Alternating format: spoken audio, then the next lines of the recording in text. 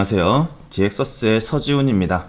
개발학습을 하시는 많은 분들이 이제 로컬 환경에서 서버를 구동시켜 보시고 실제 프로덕션 환경을 구축해서 서버를 구동해 보는 경험을 이제 못 해 보셨을 겁니다. 그래서 이런 분들을 위해서 저는 이제 실제 프로덕션 환경에서는 어떻게 배포하는지를 알려드리기 위해 AWS를 이용한 시스템 설계 및 구축과 배포라는 강의를 준비해 보았습니다. 이 강의를 통해서 로컬 환경에서부터 실제 프로덕션 환경 구축까지 우리가 어떻게 설계해야 하고 구축해야 하는지에 대해 설명을 해드리려고 하고요. 많은 분들에게 도움이 되었으면 좋겠습니다. 그래서 이 영상은 제가 AWS를 이용한 시스템 설계 및 구축과 배포라고 하는 강의의 오리엔테이션 영상입니다. 자, 먼저 목차를 보도록 하겠습니다. 이 오리엔테이션은 먼저 이 강의 소개, AWS 이용한 시스템 설계 및 구축과 배포라고 하는 강의에 대한 소개를 간단하게 해드릴 거고, 그 다음에 이제 우리가 지금까지 했던 로컬 환경에 대해서 이해를 조금 하고 갈 거예요. 그 다음에는 이제 프로덕션 배포를 배우는 것이 왜 중요한지에 대해서 간단하게 설명을 해드릴 거고, 그리고 실제 강의 구성 및 학습 흐름을 알려드리도록 하겠습니다. 자, 먼저 강의 소개입니다. 이 강의의 목적은 단순 로컬 실행을 넘어서 이제 실제 AWS 환경에 배포해보는 경험을 제공해 드리려고 합니다. 시스템 설계부터 배포하고 운영하는 모든 전 과정을 이해하도록 이제 돕고 있고요. 이 강의에 대한 기대 효과 같은 경우는 배포 경험을 축적시켜 드릴 겁니다. 그리고 이제 확장성과 가용성에 대한 이해를 돕도록 할 거고요. 실무형 설계 감각을 함양시켜 드리도록 노력할 겁니다. 저도 이제 경험상 이제 이 배포 경험이라고 하는 게 좀 꽤나 중요하다고 생각을 합니다. 저도 이제 예전에 실무 들어가기 전에 공부를 하거나 서비스를 배포를 할 적에, 그때는 제가 이제 카페24라고 하는 걸 통해서 호스팅 센터죠. 그걸 통해서 배포를 했었었는데, 실제 실무를 갔을 적에 이제 클라우드 서버를 사용을 했습니다. 그래서 기초적인 것부터 저희가 전부 다 이제 만들어야 되는데, 이제 제가 모르는 상태에서 하다 보니까 이제 무지에서 오는 그 두려움 있죠. 그게 조금 있었어요. 사실 그렇게 막 어려운 내용은 아닌데 그 공포가 꽤나 컸습니다. 내가 이거 하나 모르는 것에 대해서 내가 뭔가를 시켰는데 하려고 하니까 조금 두렵고, 내가 잘 하고 있는 게 맞는지 이런 이제 생각들이 들다 보니까 제대로 못했던 경험이 있다 보니 여러분들이 이런 경험을 좀 안 했으면 좋겠어요. 뭐 해보면 좋지만, 그런 경험을 해보면 좋지만 실제로 이제 잘못되면 안 되기 때문에. 자, 그래서 그런 것들을 조금 돕고자 제가 이 강의를 준비를 해보았습니다. 자, 그래서 먼저 이제 로컬 환경에 대한 복습을 해보도록 할 겁니다. 저희가 이제 작업을 했던 내용들, 뭐 실제로 저하고는 같이 해보지 않았었죠. 일반적으로 많이 하는 이제 환경에 대해서 제가 가볍게 하나 만들어 보고 그거에 대한 이해를 좀 해보려고 합니다. 자, 첫 번째 제가 준비해 본 이제 환경 같은 경우는 이제 스프링 부트와 MySQL을 이용한 방법이에요. 근데 이 스프링 부트는 이제 타임리프를 이제 이용한 방법입니다. 서버 사이드 렌더링을 제공해주는 우리 스프링 부트를 사용한 방법이에요. 자, 실제로 이제 우리가 로컬 환경에서 개발을 하고 개발 모드로 실행을 시키죠. 그러면 이제 이 로컬 컴퓨터라고 하는 우리 컴퓨터 내부에서 동작을 하게 됩니다. 자, 그래서 하나의 컴퓨터 내부에 저희가 이제 웹 브라우저, 뭐 크롬이나 엣지 같은 거 있죠. 그 웹 브라우저를 통해서 우리 웹 서버, 실제 우리 스프링 부트죠. 거기에 이제 요청을 보내게 되면은 그 요청에 대한 응답을 이렇게 처리를 해줍니다. 그리고 이제 데이터베이스, 이 웹 서버에서 뭐 데이터베이스 작업이 필요하다면은 이렇게 데이터베이스 서버에서 응답을 받아서 이렇게 처리를 해주는 작업을 하고 있죠. 이때 우리가 이제 로컬 환경에서 작업을 하다 보면은 로컬 호스트라고 하는 것을 접하게 될 겁니다. 로컬 호스트 혹은 이제 127.0.0.1이라고 하는 IP 주소, 이것을 이제 접하게 될 거예요. 자, 이게 무엇이냐? 내 자신의 이 로컬 컴퓨터, 내 컴퓨터 자체를 의미하고 있습니다. 실제로 이제 이렇게 로컬 컴퓨터가 있고 내 컴퓨터가 있고 이렇게 내부망, 저 같은 경우 이제 SK텔레콤 와이파이를 쓰고 있거든요. SK텔레콤을 통해서 내부망이 존재하고 실제로 인터넷을 통해서 외부 이제 인터넷과 연결이 되어 있겠죠. 자, 이때 우리가 127.0.0.1 혹은 로컬호스트라고 하는 것을 브라우저에 입력을 하게 되면 이 녀석이 밖으로 나가려다가 이걸 주소를 보고 아, 요거는 이제 로컬 환경이네, 로컬이네 하면서 밖으로 나가지 않고 그대로 내 컴퓨터에서 해당 포트를 찾아서, 해당 서비스를 찾아서 그 작업을 수행시키게 합니다. 그래서 보시죠. 제가 하나 먼저 보여드릴게. 이런 지금 인터넷이 연결되어 있지 않습니다. 인터넷 연결되어 있지 않음으로 표시가 되어 있죠. 자, 이 상태에서 제가 이 스프링 부트 실행시켜 보도록 할게요. 제가 예시로 뭐 간단한 걸 하나 만들어 놨습니다. 간단한 거 하나 만들었는데 이 녀석을 그대로 실행시켜 보도록 할게요.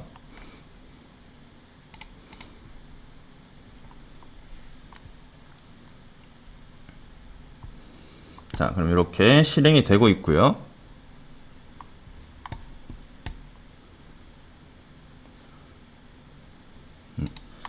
그리고 이제 기본 포트 사용하고 있습니다. 통캣을 쓰고 있기 때문에 8080 포트 쓰고 있을 거예요. 여기서 인터넷이 연결되어 있지 않은 상태에서 여기다가 로컬호스트 8080이죠. 자, 이렇게 쳐서 들어가게 되면은 이렇게 들어와집니다. 인터넷이 연결되어 있지 않은 상태예요. 인터넷 연결되어 있지 않습니다. 그래도 사용을 할 수 있게 되는 거예요. 로컬 환경에서는. 자, 그 다음에 이제 우리가 하나 더 알아주셔야 되는 게 뭐냐, 이 127.0.0.1이라고 하는 거 말고 한 번씩 경험해 보시면은, 저 같은 경우는 이제 이 컴퓨터에 주소가, 내부망 주소가 192.168.45.82라고 하는 이 주소를 쓰고 있습니다. 자, 여러분들이 이걸 어떻게 확인하느냐, 그 터미널 있죠? 터미널을 열으셔서, 제가 지금 인터넷이 안 켜져 있어서 이게 동작을 할런지 모르겠는데, 자, 이거를 잠깐 좀 꺼보도록 할게요. 자, 여기서 ipconfig라고 하는 걸 쳐보면은 여기에 뭐가 뜰 겁니다. 전 지금 인터넷이 연결이 안 돼 있어서 이게 안 뜨는데, ipconfig라고 치시면은 IP 주소가 뜰 거예요. 거기에 이제 내부망 주소가 뜨는데, 그 주소가 저 같은 경우 이제 192.168.45.82입니다. 그래서 여기로 이제 들어가게 되면은 콜론에서 8080 이렇게 들어가면은 제 컴퓨터로 들어오게 되는 거예요. 자, 그래서 이것도 똑같이 확인해 보도록 할게요. 자, 여기서 제가 192.168.45.82에다가 8080 이렇게 하면은 인터넷은 연결 없음 하면서 안 되죠. 자, 그래서 이거는 여기서 웹 브라우저에서 192.168.45.8이라고 하는 곳으로 가겠다라고 하면서 외부로 일단 먼저 나가게 합니다. 내부망으로 뻗쳐 나가길 원하고 있어요. 근데 이제 이 인터넷이 연결이 안 돼 있기 때문에 저 같은 경우 안 되는 거죠. 그런데 만약에 인터넷이 연결되어 있다 하면 나갔다가 다시 들어와서 이 주소로 다시 들어와 가지고 여기랑 연결되게 될 겁니다. 그래서 제가 인터넷을 한번 연결해보고 똑같이 작업을 해보도록 할게요. 제가 인터넷을 연결했고요. 이 상태에서 자, 터미널에서 ipconfig 좀 보도록 하겠습니다.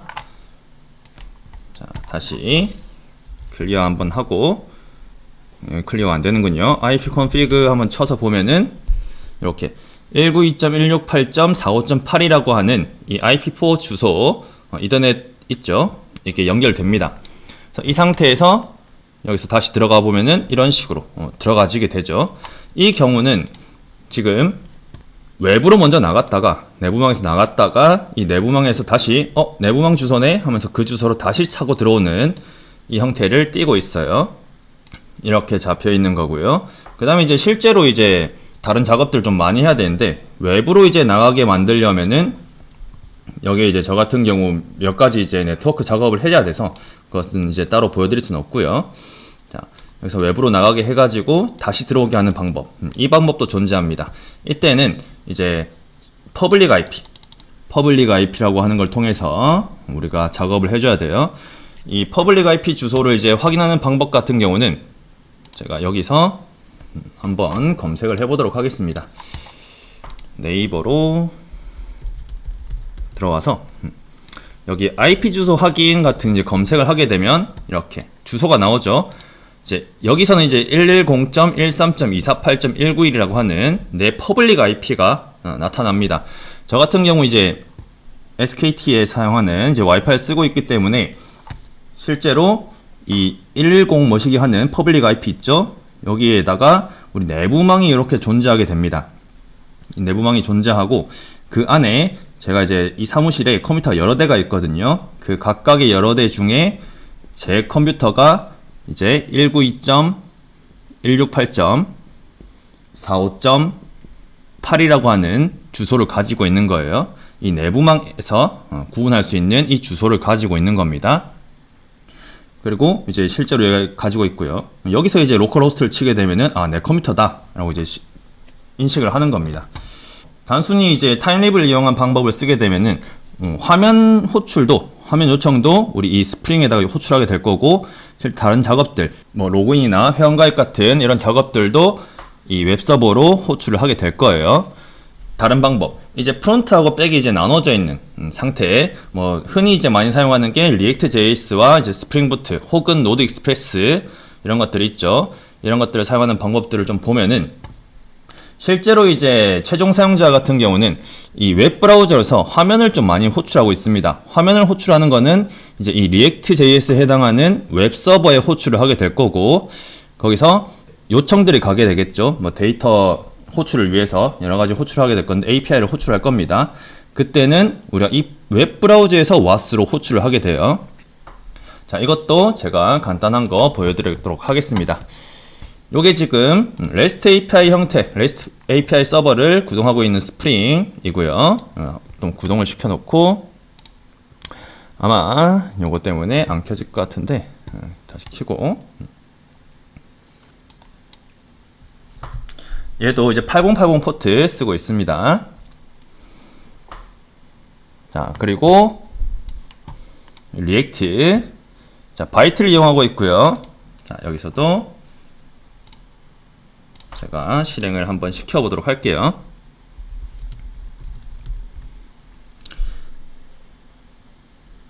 그래서 이제 여기서는 포트 번호 5173을 쓰고 있습니다. 그래서 여기서 한번 이거 끄고, 자, 로컬호스트 5173, 자, 이렇게 호출을 하게 되면은 얘가 나오죠. 자, 그러면은 지금 웹브라우저에서 저 화면을 호출을 한 겁니다. 그러면 5173이라고 하는 HTML을 반환해주는 이 웹서버로 요청을 보내게 된 거고요. 그러면 제가 여기에다가 회원가입 기능은 제가 간단하게 만들어 뒀거든요. 그래서 회원가입 기능에서 뭐 가볍게 이런 식으로 작업을 해보고요.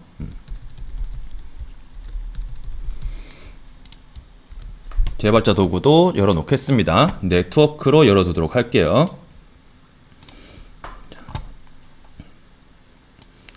그리고 회원가입을 이렇게 눌러보면은 요청이 가겠죠? 자, 이 요청이 가는 것은 이렇게 로컬호스트 8080으로 가게 됩니다. 로컬호스트 8080으로 가게 돼요. 자, 즉 화면을 호출하는 것은 여기로 이제 호출을 하게 될 거고, 이제 실제 기능 API는 여기로 따로 이제 호출을 하게 됩니다. 우리가 이제 서버 이 리액트 이제 코드를 살짝만 좀 보도록 할게요. 자, 이 리액트 코드도 너무 간단하게 만들어놔서 조금 깔끔하진 않은데, 자, 회원가입 쪽을 보면은, 자, 요청을 로컬호스트 8080으로 보내고 있어요. 자, 여기서 좀 주의를 해주셔야 되는 게 뭐냐, 이 로컬호스트 8080이라고 하는 것은 얘 입장에서 로컬호스트가 아니라 이 웹브라우저 입장에서 로컬호스트가 되는 겁니다. 이 웹브라우저 호출하고 실제로 이제 API 호출을 하는 것이 이 웹브라우저에서 API를 호출하기 때문에 이 웹브라우저 기준에서 로컬호스트 8080으로 잡게 되는 거예요. 이 부분은 조금 잘 알아두셔야 됩니다. 저희가 리액트나 이런 것에서 프론트 이제 코드에서 로컬호스트 잡고 하나의 컴퓨터에서 잡아가지고 여기서 뭐 리액트 서버 돌리고 여기 뭐 스프링 서버 돌린다고 했을 적에 같은 이제 서버의 컴퓨터에서 돌아가니까 로컬호스트 쳐도 되지 않겠냐, 이렇게 이제 착각하시는 분들이 있는데, 그런 게 아니라 실제로 이 브라우저에서 클라이언트 측에서 어디로 요청을 보내야 될지에 대한 코드를 주소를 여기다가 적어 주셔야 됩니다. 이런 이제 환경을 가지고 있어요. 자, 실제로 이제 저희가 강의를 하면서 더 자세하게 설명을 드리도록 할 거고, 지금 우리가 어떻게 동작하고 있는지에 대해서 가볍게만 좀 봐준 겁니다. 제가 여기서 이해하셔야 되는 부분이 이 로컬호스트에 대한 개념하고, 로컬 컴퓨터에서 로컬호스트로 이제 동작하는 게 어떻게 동작하는 건지, 그리고 이제 내부망 IP 주소, 나의 프라이빗 IP 주소를 이제 사용하는 방법과 퍼블릭 IP 주소를 사용하는 방법, 차이가 무엇인지, 이것들을 조금만 이해를 해주시면 될 것 같아요. 그 다음에 이제 여기서는 중요한 거는 이제 프론트에서 서버를 돌린다고 하더라도 거기서 이제 주소, 요청을 보낸 주소가 있죠. 그 주소는 늘 이 클라이언트 웹 브라우저 기반에서 우리가 생각을 해야 된다. 그 주소로 작업을 해야 된다라고 하는 것을 기억을 해 주셔야 됩니다. 방금 제가 이제 작업했던 코드는 제가 GitHub에 올려놓도록 할 거고, GitHub 주소도 제가 제공을 해드리도록 할 겁니다. 자, 그렇다면은 이제 이 프로덕션 배포가 이제 중요한 이유가 뭐냐? 아까도 제가 설명을 좀 드렸는데, 먼저 첫 번째 이제 운영 환경에 대한 차이입니다.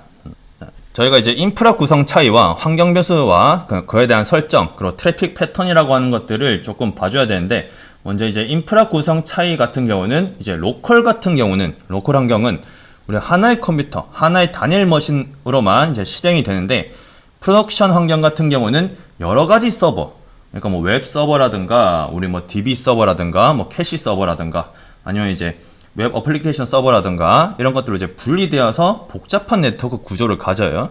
그래서 그거에 대한 이해를 좀 해주셔야 되고요.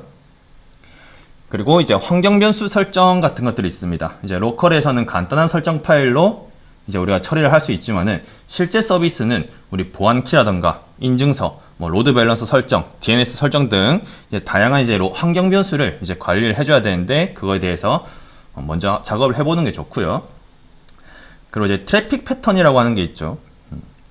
저희가 이제 로컬 환경은 저 혼자만 씁니다. 개발자 한 명만 사용을 해요. 그래서 이 트래픽을 우리가 생각을 할 필요가 없는데, 실제 우리 프로덕션으로 제공을 할 적에는 이 트래픽이 얼만큼 증가할지 이런 것들도 다 생각을 해줘야 되죠.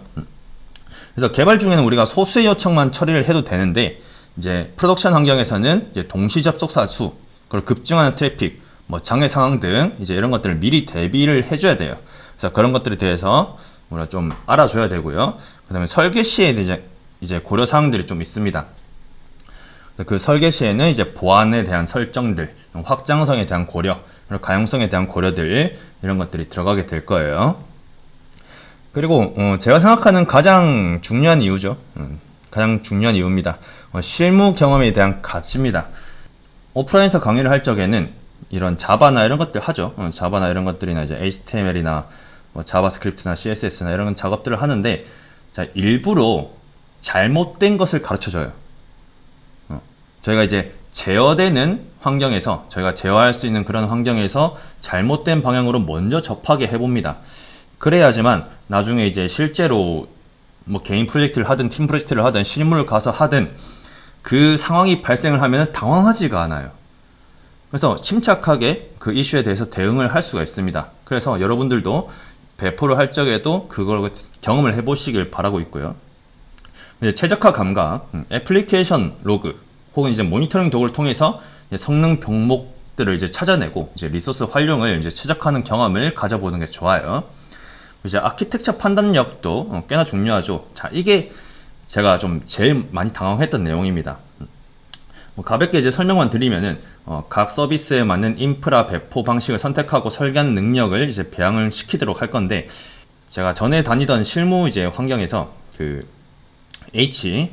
자동차 거기 이제 프로젝트를 참여했는데, 그때 대표님이 그러시더라고요. 이거에 대한 아키텍처를 만들어 달래. 아무것도 모르는데 그거에 대한 아키텍처를 만들어 달랍니다. 그때 이제 로드 밸런스가 뭔지도 모르고, 뭐 데이터베이스, 뭐 와스 이거 왜 도대체 왜 나눠야 되는지, 저는 늘 로컬만 사용했기 때문에 왜 나눠야 되는지 이유도 모르고, 이제 이중화를 할 적에 어떻게 이중화해야 되는지, 그리고 이제 스케일은 어느 정도 잡아야 되는지, 이런 것들에 대해서 아무런 지식이 없었어요. 그러다 보니까 이제 많이 혼났었죠. 혼나면서 많이 배웠습니다. 그래서 이 부분도 제가 경험상 좀 많이 중요하다라고 생각을 하고 있습니다. 그래서 최종적으로 이제 실무에 마주치는 다양한 이슈와 최적화 과제를 이제 먼저 우리가 경험을 해보면서 우리 운영 가능한 시스템 설계 역량을 갖추어서 실제 실무 가서도 당황하지 않고 좋은 개발자, 우수한 개발자, 조직에 도움이 되는 개발자가 될 수 있도록 이제 노력을 하면 될 겁니다. 자, 그리고 이제 실제 이 강의 구성 및 이제 학습 흐름을 좀 보도록 할 건데, 먼저 이제 단일 서버를 구축을 해볼 거예요. 실제로 이제 저희가 로컬 환경에서 작업을 했던 것을 이제 AWS에 EC2를 하나 만들어 가지고 하나의 컴퓨터에다가 만들어 보고, 거기서 외부에서 접속하는 방법을 저희가 이 단일 서버를 이용해서 작업을 해볼 겁니다. 그리고 이제 데이터베이스 서버를 따로 분리를 할 거예요. 따로 분리를 해서 작업을 할 거고, 그리고 그 다음에는 이제 이중화하는 작업들을 배워볼 겁니다. 웹 서버도 이중화 시켜보고, 데이터베이스 서버도 이중화 시켜보고, 여기서 이제 서버 동작을 할 적에는 이제 스프링 부트, 타임립을 이용한 이제 프로젝트와 리액트하고 이제 스프링 부트, REST API 서버죠. 이렇게 나눠진 형태, 프론트엔드, 백엔드 형태로 나눠진 형태로 두 가지 모든 경우를 보여드리도록 할 겁니다. 뭐 추가적으로 이제 노드 익스프레스나 네스트 JS 같은 것들도 이제 같이 이제 배포해보는 작업들이 추가가 될 거고요. 모든 부분에서 다 들어갈 겁니다. 단일 서버든 데이터베이스 서버든. 데이터베이스 서버 같은 경우도 저희가 RDS가 아니고 RDBMS, 그리고 이제 NoSQL을 한번 같이 작업을 해볼 건데, RDBMS 같은 경우는 MySQL 사용할 거고요. NoSQL 같은 경우는 MongoDB를 사용해 볼 겁니다. 데이터베이스 서버 만드는 방법도 볼 거고, 그것도 다 각각 이중하는 방법, 그리고 스케일업과 스케일아웃에 대한 이해도 도와드리도록 할 거예요. 일반적으로 저 위에 있는 이 세 개까지는 REST API 서버, 웹 서버를 기반으로 해서 HTTP 통신을 하는 서버죠. 그 서버를 기준으로 할 건데, 소켓IO를 사용해가지고 제가 채팅 서버도 하나 가볍게 배포하는 방법을 해보도록 할 겁니다. 이건 조금 다르거든요. 위에 있는 서버들하고 좀 다르기 때문에 그것들도 좀 보여드리도록 할 거고, 그 다음에 이 위에 있는 작업들을 하다 보면은 저희가 MSA와 CI/CD가 왜 필요한지에 대해서 필요성을 느끼시게 될 거예요. 그래서 이것들이 어떠한 부분에서 이런 것들이 필요한지에 대해서도 좀 설명을 드리도록 할 겁니다. 자, 이렇게 이번 강의 AWS를 이용한 시스템 설계 및 구축과 배포라고 하는 강의에 대한 오리엔테이션을 좀 했는데, 제가 좀 주저리 말이 좀 많았죠. 자, 늘 이제 영상으로 촬영을 하게 되면은 조금 답답한 부분이 조금 있어요. 제가 사실 오프라인 강의를 많이 하던 사람이다 보니까 막 칠판에 그리면서 설명도 많이 하고 이렇게 하는데, 제가 이 컴퓨터로만 이제 설명을 좀 드리려고 하니까 조금 말로 좀 말을 많이 하게 됩니다. 그래서 이렇게 좀 정리가 안 된 부분도 있다고 좀 생각이 드는데, 이제 실제로 강의를 들어가는 첫 번째 강의부터는 제가 정리를 좀 많이 해가지고 좀 체계적인 형태로 제가 진행을 하고자 합니다. 여러분들한테 큰 도움이 되도록 노력을 하도록 할 거고요. 이 영상을 보셨다면은 끝까지 같이 참여해 주셨으면 좋겠네요. 자, 그렇다면은 첫 번째 강의에서 뵙도록 하겠습니다. 감사합니다.